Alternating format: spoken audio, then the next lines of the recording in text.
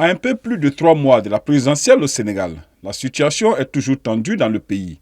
Les tensions se cristallisent autour des candidatures, notamment celle d'Ousmane Sonko, qui a conduit à un bras de fer entre les instances chargées des élections.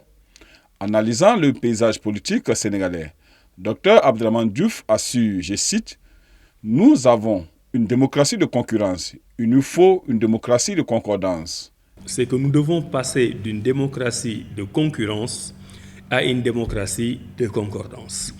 Effectivement, quand je l'ai dit à l'époque, dans un contexte politique assez chargé au Sénégal, au début, les gens n'ont pas compris.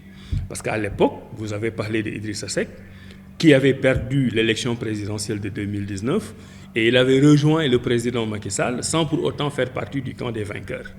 Et beaucoup avaient pensé, à tort, que j'avais édicté cette théorie pour justifier ce qu'on appelle au Sénégal la transhumance. Avant de parler dans sa vision et du grand projet Awalé, qui est l'objet de son livre, il fait le prologue qui dessine en clair son refus de se faire menotter par ce système de gouvernance dans lequel il ne se retrouve pas.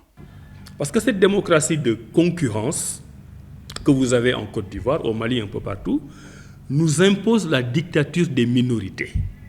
Et dans nos constitutions, on n'a pas des présidents de la République, on a des monstres constitutionnels, on a des monarchies pratiquement de droit divin, on a des présidents qui peuvent tout, qui savent tout, qui font tout, qui sont omniprésents, qui sont omniscients, qui sont tout ce que vous voulez.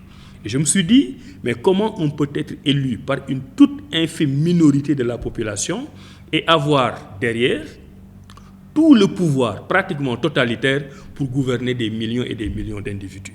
Homme de principe et de vertu, son entrée en politique avec son passage à RMI, les élections municipales 2014 qu'il considérait comme une période de déclic pour pousser encore plus loin ses ambitions liées à sa vision panafricaniste, veut qu'on change la gouvernance actuelle dans les pays francophones africains.